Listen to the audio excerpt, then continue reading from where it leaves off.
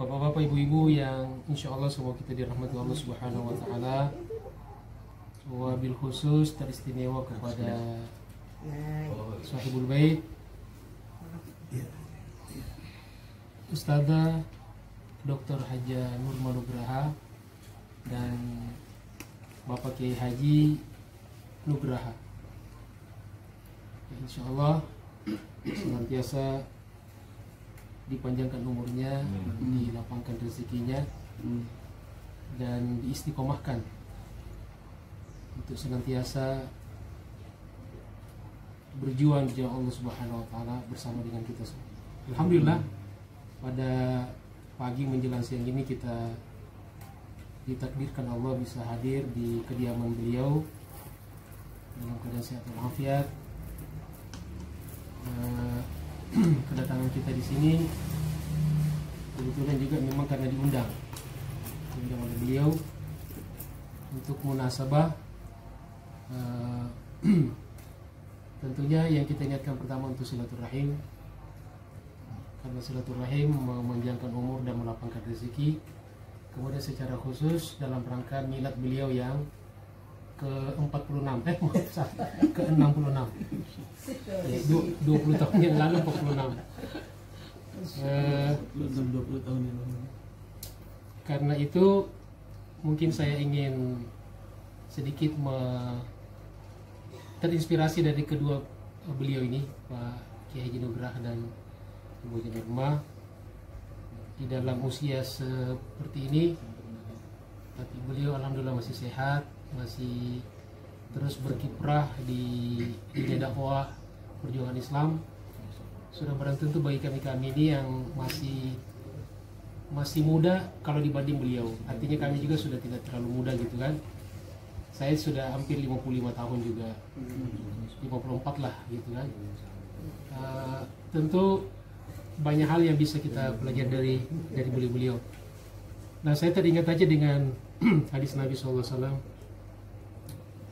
Man sarrahu ayyubu satalahu fi rizqihi, barang siapa yang mau dilapangkan rezekinya, wa yusa'alahu fi atharihi, dan dipanjangkan umurnya, falyasil rahimahu, maka hendaklah dia senantiasa menjalin silaturahim.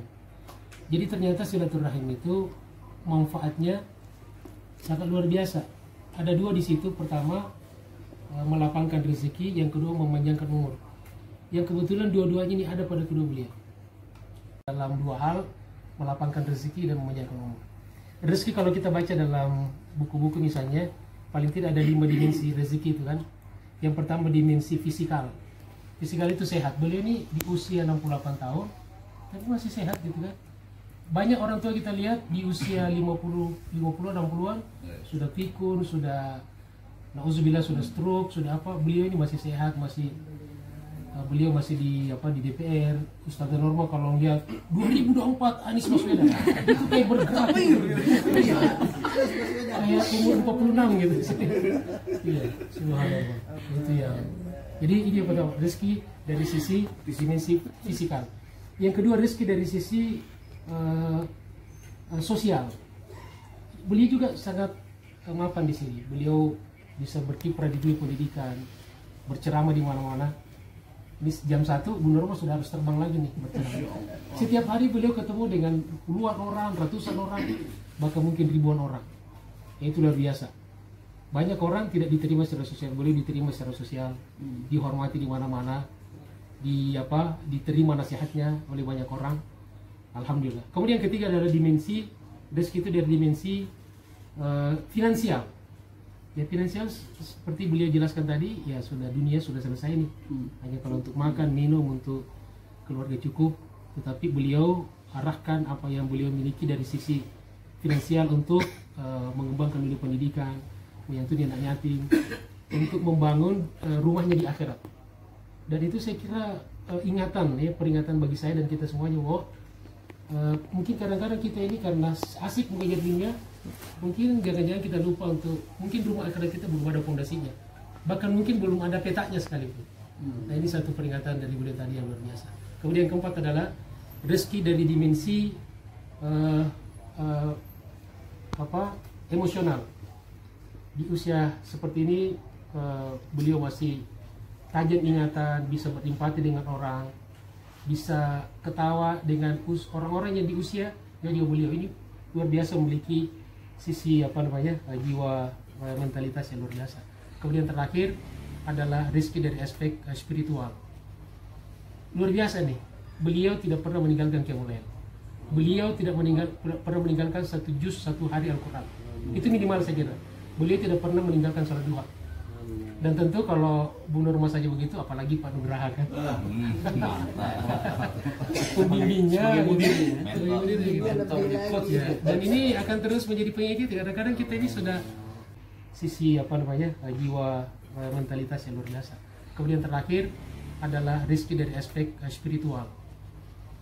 Luar biasa nih, beliau tidak pernah meninggalkan qiyamul lail. Beliau tidak pernah meninggalkan satu juz satu hari Al-Quran. Itu minimal saya kira. Beliau tidak pernah meninggalkan sholat duha. Dan tentu kalau Bu Nurma saja begitu, apalagi Pak Nugraha kan. Pembimbingnya ya. Dan ini akan terus menjadi pengikut. Kadang-kadang kita ini sudah tadi dokter, tapi mungkin Quran masih lupa baca satu hari satu juz. Kadang-kadang kita lebih mengedepankan juz melon daripada juz satu. Ya. Alhamdulillah. Nah, yang kemudian bagian terakhir tentang umur, dipanjangkan umur. Umur itu kan sebetulnya ada dua. Yang pertama umur biologis. Umur biologis beliau 66 tahun, Pak Nugraha 68 tahun. Tetapi yang kedua ada umur namanya umur kronologis, kiprah sejarah seseorang. Kalau kita lihat ulama dulu seperti Imam Nawawi, Imam Syafi'i. Imam Syafi'i lahir 150, meninggal 205. Cuma 54 tahun usianya. Tapi siapa tidak mengenal beliau? Usia biologisnya pendek, hanya tidak sampai 60 tahun, tapi usia kronologisnya sejarahnya panjang. Kalau orang belajar Islam pasti kenal dengan Imam Syafi'i.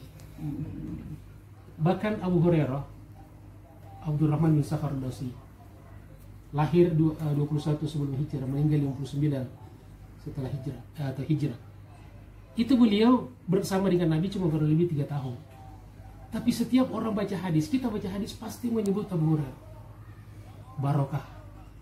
Nah, saya kira dari sisi umur itu yang lebih kita kejar, bahwa kita walaupun kita sudah berkalan tanah, walaupun kita sudah wafat, dan pasti kita akan wafat, tapi orang masih tetap mengenang kita, mendoakan kita, menziarahi kubur kita, dan mungkin bisa juga mengenang karya-karya kita, karya tulis kita, karya nasihat kita dan seterusnya. Nah, dua hal itu dari sisi rezeki dan sisi tadi umur ternyata sangat sederhana resepnya, tidak muluk-muluk, kita bisa dapatkan dalam falyasil rahimah.